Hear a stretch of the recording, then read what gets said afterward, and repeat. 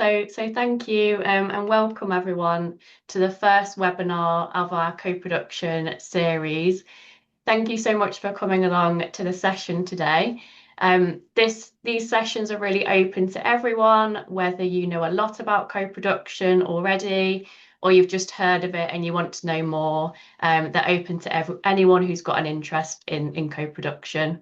So just a bit of housekeeping before we get started today. We're using Zoom webinar, which basically means you're in a bit of a different room to me as the viewers, but hopefully you should be able to see and hear the panelists on screen. We won't be doing a Q&A today, but there may be opportunities in future sessions. I will pop my email in the chat as well, just in case you have any follow-up questions after today. We have a British Sign Language interpreter with us today, Theo.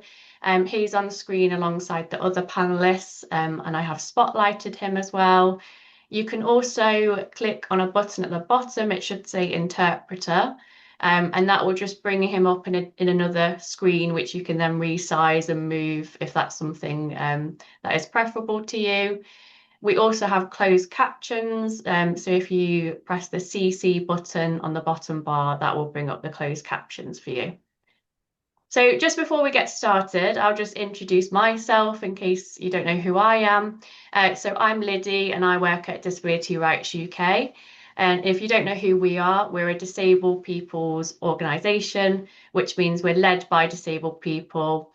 And we work across the UK to influence better rights for disabled people. And I work as our co-production lead, which basically means I spend a lot of time talking about working better together with people with lived experience, and an equal amount of time trying to convince people that co-production is really not as scary as it sounds. So if you don't know much about co-production, very simply put, it's a way of working where professionals and people with lived experience design and deliver things together. And it really does lead to better outcomes for people using services, people delivering them, and everyone in between. It really helps us to create things that actually work. It brings together those real voices, real experiences, and real ideas into the process right from the start. So why are we doing this webinar series? You may have heard of it already, you may have not, but last summer we launched our resource called the Co-Production Narrative. And this is a practical guide that we developed mainly aimed at the sports sector through our work on the Get Yourself Active programme, but it's completely open to anyone who wants to embed co-production in the work.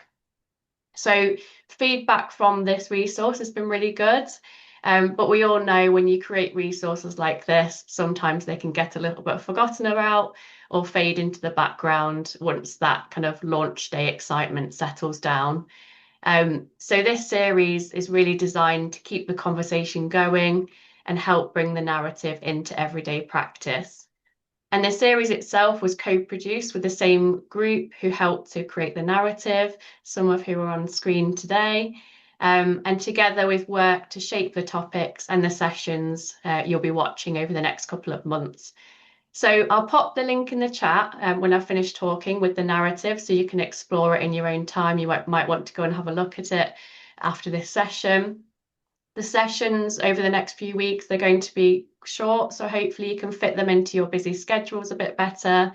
We'll try and keep them at no longer than around 30 minutes. We do have a really short poll at the end to collect feedback. Please, if you could fill this in, it would be really useful because it means we can continue to develop resources and deliver webinars like this, and it should only take about a minute. So today we're kicking off the series with our first webinar, What Co-Production Means to Us. We're joined by Anita, Rachel and Ella, who'll be sharing their experiences of being involved in co-produced projects. And we really thought this was the best place to start, focusing on what co-production feels like, what it looks like, and what it really means to the people who are actually part of it. So thank you again, everyone, for being here today. Thank you for being open and willing to learn and to try and do things differently. This mindset is really at the heart of co-production. So thank you. Enough of me talking now. Let's go on to some of the panelists we've got with us today. So we're going to start off with Rachel. Are you all good to go, Rachel? Yes, I am. Thank you. Over to you. So, good morning, everybody. I'll keep an eye on the time because I could talk for hours about the value of co-production. So, I'm hoping to capture the unique value that being a co-producer brings and the impact that it has, because the impact on myself and the other individuals involved, whether they be professionals or the people with lived experience, cannot be measured by traditional evaluation methods. So I'm hoping to capture some of that for you all today. So I have lived experience of mental ill health. Very, very briefly, I was a teacher. And in 2016, my health became so bad that I lost my job. So a very, very difficult time for myself, and I felt very, very lost. No more career at the end of my 40s. Fortunately, I discovered Disability Rights UK and Liddy and others that work there, and this group where people with lived experience can meaningfully use our experience to positive value. And co-production is where this is embedded. So over the past few years, I've had the pleasure of working in various products, mainly on things to do with physical activity, which is extremely important to myself. So a project that I'd like to highlight is a messaging project for physical activity that was done in collaboration with DRUK and Liddy and Elliot and Durham University. This brought me into contact with academics, researchers, professionals of all different types, where they wanted my involvement as a person with a disability as to how best to encourage people to become more active. It started off as an infogram, just that was going to be published online. And I have to say, I was involved right from the very start in making decisions about when we would meet, how we would meet, what were the goals. Everything was co-produced. They didn't come along with, this is what we're going to do and this is how we're going to do it. What do you think? It was, okay, what do we want to do? What's the message we want to? What do we want to ask people? What do we want them to get out of it? So I've seen co-production before where you're approached after they've already decided the goals and decided what's happening. No, this was true co-production with us all deciding what were we going to do. It was over a few months, and it was a really great process. And one of the things in co-production that gave me enormous value, it restored my self-esteem from being in a very dark place. It gave me purpose. It gave me something to focus on and something to, I love learning. I love being involved in things. I love making a difference. And I felt that with this, I was making a difference. I had value again. It increased my confidence. And it took me from being really, at a place that was not a good place to, wow, I'm a person of value. I'm a professional. Interestingly, Liddy mentioned at the beginning that co-production involves professionals and people with lived experience. You'll see from myself and the others that are going to speak, that professional status is restored. Yes, I was a professional as a teacher, and I am acting in a professional capacity now as a lived experience advisor, as a co-producer. So the messaging project spiraled, and I was invited to speak at Durham University in front of a room of about 200 researchers and academics, which was wonderful. It's quite scary, but absolutely wonderful, and great to be back in that academic space again for myself. There's lots of words I've got written down here that I want to make sure I mention, so I apologise for reading these, but yeah, the power dynamics that we usually get between being a patient, being somebody with a disability, is completely shared and flattened when co-production is done correctly. And yeah, you never feel stupid. That self-esteem is restored.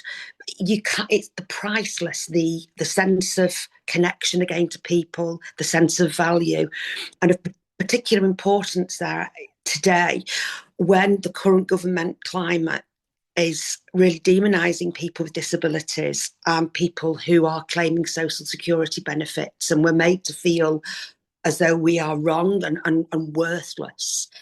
We need to hold on to what makes us feel good, and we are positively contributing towards this country's economy. And I think that's really relevant at this time. Um, it's not about not failing either. We all learn together. We make mistakes, but we all learn from them, and we have fun. And that sense of connection with people, um, friendship and networking. I've now built up a professional network where I can do other projects as and when I wish, and as my health allows. And the confidence that has given me to pursue an alternative career to teaching, because that's how I feel. That's how I feel that I'm in this position now, where of course I miss teaching, but this is another opportunity to contribute positively to life, and maybe even in a more meaningful way. So yeah, it's fantastic, not just for the individuals involved, but for you as the organisation, the company, in what you want to achieve, because the people that you want to reach out for and you want to reach will recognise our authentic and raw contributions, which we're quite good at spotting rats. And quite often when we look at involvement, we think, was that truly co-produced? And if you take a look at our website, you'll see that, yeah, there is real value to everybody. So it's win-win for all. And enjoy the rest of the series and have fun. Thanks, Liddy. Thank you so much, Rachel, for sharing that. And now we're going to move over to Anita. Over to you, Yeah, Anita. yeah, good morning, everyone. Thank you, Liddy. Um, I have invisible disabilities that are both physical and mental, plus I'm also neurodivergent. I've been involved in various projects and with various charities. Um, for DRUK, I was also involved in the messaging work that Rachel's just spoken about. I'm a member of the Get Yourself Active Sounding Board, which is a group of individuals that are either disabled or have a long-term condition. And we advise the Get Yourself Active team at DRUK based on our lived experience, what will work, where the issues are, etc. I've also been part of the team that co-produced the co-production narrative that Lydia's referred you to, and I really would recommend it, not just because I helped write it. I've been involved in the Managing Social Work project, which offers lived experience input to the group that are taking this forward. And it's about getting social workers to include physical activities with their conversations with clients. With other charities, I've done co-production work with Samaritans, with Mind, and with Martin Lewis's Money and Mental Health charity. And I've also got myself involved in various university research projects. So I've had quite a bit of a mixed bag, really. I took medical retirement 10 years ago from a senior job. I say I took it, I was forced to take it from a senior job in the civil service. And I wanted to use all of my skills and experience and knowledge and use them for good so that I could feel productive again, rather than just being someone that watched life go by, really. And through co-production, I feel valued for my input and my involvement, my suggestions, even if they are sometimes, what I might think stupid. Nothing seems to be, a stupid contribution. It's always looked at as gratefully received, which is lovely. I, like Rachel, have had an increase in self-confidence. I remember actually that, I have a use, which is good. I feel like I'm making a difference despite my disability, and that I'm still using my brain, even if my body is failing. I've used my skills for the good. I've met a lot of new people through this, both at DRUK and at other charities. And I've also learned new things that I've opened myself up to new ideas, fresh perspectives. And it's just been a really interesting way of making a difference. And like Rachel said, there's a lot of fun and laughter involved and a lot of enjoyment. And you really do get to know the people on the team, the other lived experience personnel, and also those from the organisations. I think overall, I cannot recommend co-production enough from both the point of view of the organisation, but more importantly, from those people that have got lived experience. Because without that, projects don't necessarily have that realism attached to it. People do say as it is. And one of the quotes that I find and I hang on to all the time is nothing about us without us. So without lived experience, how do you know the project or the product will work? Thanks, Liddy. Thanks so much, Anita. That was great. And then moving on to our final panelist. So Ella, over to you to share your experience. Hi, I'm Ella. I'm a trainer with lived experience and a non-executive director with IMAS, which is International Mixed Ability Sports. Co-production means doing things with people, not for them. As an autistic person, that is very powerful. Too often, decisions about disabled and neurodivergent individuals are made without us, even in the room. People assume what we need, what we can do, or what is best for us. The same goes for the planning and delivering of training about disability and neurodiversity to organisations. With IMAS, my voice isn't an afterthought, it is valued from the start. Mixed ability sports challenges the idea that sports belongs to certain bodies and certain minds. It says that difference is normal, and more than that, difference is strength. On the pitch, in the board meeting, at training events, and in general conversation, I am not reduced to my diagnosis or label. All IMAS trainers are contributors, teachers, and leaders. As an autistic person, environments can sometimes feel overwhelming and excluding. Communication styles don't always match mine. Social rules can be confusing and unspoken. But through co-production, those barriers are talked about openly and not ignored. Adjustments aren't seen as special treatment, they are seen as common sense. That creates a space where I can be myself, not mask who I am to fit in. Co-production also gives me confidence, being listened to, generally listened to. It has changed how I see myself. It tells me that my experiences are valued, that my insight can improve projects, challenge assumptions, and make sport more inclusive for everyone.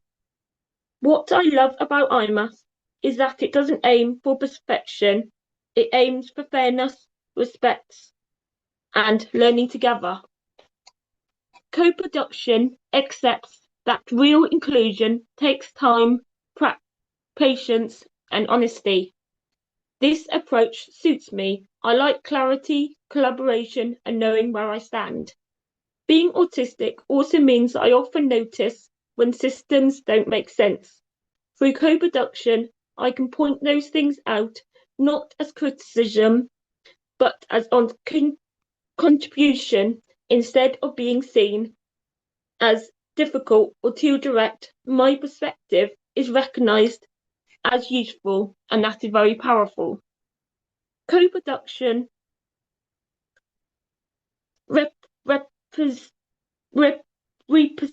represent also means sharing power. We decide together what stories are told, what language is used, and what change we want to see. That process reflects the values of IMAS.